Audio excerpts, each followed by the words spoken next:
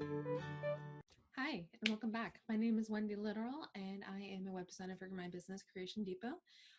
Wanted to make a video that was part of the consistency series. Now, if you don't know what that is, go back to my YouTube channel, and it's just / Wendy Literal, and check it out. Literal's got two T's. So, what am I talking about consistency? So, you want to know why you want to be diligent about having consistency throughout your branding, and or just your website in general, like anything. If you can apply consistency all the way through all of your social media, you can apply it through your print work. It really should be the same general set of rules for everything that you're working with.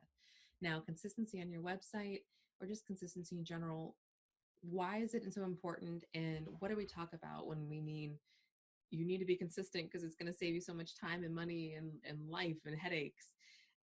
Consistency just refers to, in the design world, just refers to having one set of colors, one set of fonts, one set of spacing around your elements.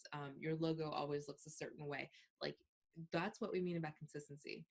Generally, what we do, especially with older sites that have been kind of tinkered with here and there, and 6 months later, somebody goes in and works with them again, maybe a year and a half down the road, somebody touches them again, and culture changes. So kind of styles and things that are popular change too. And maybe like you might remember Flash used to be a thing.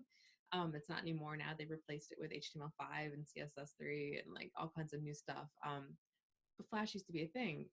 You still come across some older websites that have splash pages that are just nothing but a Flash like app. So it's kind of, you see those things. What consistency does for you is it allows you to, I mean, there are going to be outdated things that you add throughout your site, but what consistency does is it allows you to kind of set up a game. What it does is it lets you create a style guide. But what a style guide is it's a set of rules. It's a playbook. And that playbook tells you what you can and cannot do with your brand and your site. And it's not that it's set in stone, because there's going to be some situations that warrant having something that's slightly different. Like maybe you're doing an offshoot of your business where you want to kind of refer back to your business, but it needs to be its own entity. Those kinds of things are exceptions to the rule. But in general, you really do want to have a set of rules that you can work by. And here's why. Okay. Um, we'll just start with kind of why are designers sticklers for consistency. You can also read this as like, why are we jerks about it? Like when a customer comes back and says, well, this isn't creative, this is just more of what we have. The reason that we do this is because we are helping you establish your brand, right? If we provided you something completely different every single time, yeah, it's cool, it's a new creative thing, but the problem with doing that is that kind of more of the old is kind of good, because you're establishing a brand. If I came back to you and I gave you, let's just say it's orange themed, right? I'll give you all this orange themed stuff with a certain kind of like really standardized font, like maybe Arial or something. And then later I come back to you and I'm like, here is this, Google font. And in it, I've also done like, reds and blues. And here's my second thing. If I'm a customer, and you may love it, right? But if I'm a customer and I come back to you and I'm like, oh, well, this has to be a different company. As humans, we like things to be memorable and easy to access, right? So if I come back and I'm a customer and I keep coming to this business, and I know to expect the plain font with the orange colors, but then I come back and it's all these rainbow colors and it's got like this new wild font on it. I'm not going to recognize this business as being what I used before, especially if the name is kind of hidden somewhere in there, right? Like I want that orange and that plain font. As a business owner, I might be bored with it, right? But that doesn't matter. It matters what the customer wants. If I come back a year later and it looks completely different, I'm not going to recognize that as being something I want to work with. It's not familiar. It's not safe, right?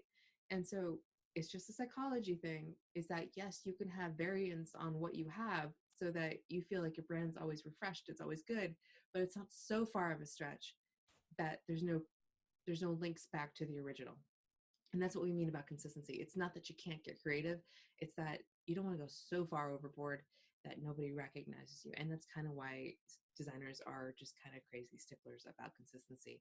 If you've got a style guide, we are going to work within that style guide. We're going to work within that playbook because it's just going to help you establish your brand. If you veer from it, You're kind of getting into gray territory. You just don't know, right? So what is consistency with your styles? Like when it creates a brand, what is it doing, right? And I'll give you a really good example. Um, Pepsi. You may remember years and years and years ago, like Pepsi had the same logo for ages, and I'll try to put up on the screen, right? It had the same logo forever, and then they switched to this new one that nobody understood. And as designers, we still don't understand why they did this, but they went and created something using the same colors and the same shape, right? Even though it looks weird, you recognize that as being Pepsi, right? So that's kind of what I mean. Is it's still within the realm that could be Pepsi, but it's different, right?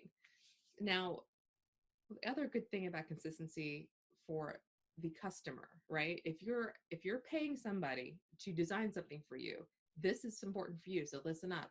What consistency does for you as the person paying the bills is that it saves the designer time. It saves you time too if you're doing it DIYing it, but if you are paying someone to do it, what consistency does is that it creates a foundation for that person to work in. If I'm a designer and I'm working on a website and I've got the set of styles that I know I have to stay within, I know that the spacing kind of looks like this. I know that the font has to look like this. I know that these are the colors that represent this brand.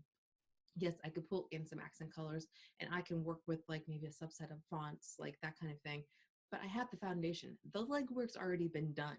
So I don't have to charge the person for creating those things and creating that foundation element or coming up with something out of left field and then presenting that.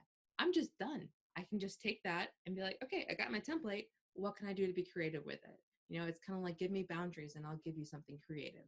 That's what that is. It saves you time as the consumer because you're not paying for someone else to come up, reinvent the wheel, to do it all over again, right?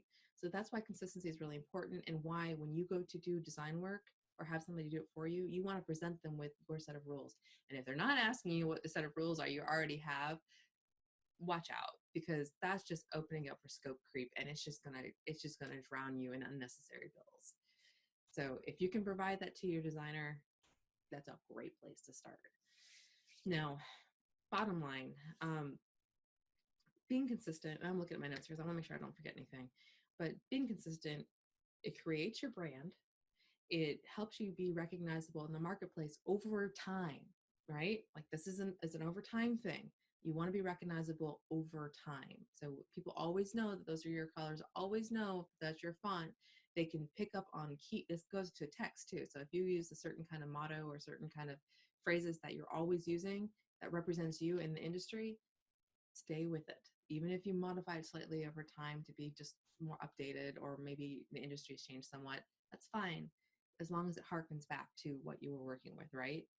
Um, and it saves you time, and therefore it saves you money because you're not paying for someone to redo everything all over again, right? Now, let's see. I think that's it. But till the next one in our series, remember we're doing a consistency series now because consistency actually goes over quite a few things, and it's important to designers, it's important to small business owners, it's important all over the place. So it's using that to your advantage. So we're going to kind of create a series about this.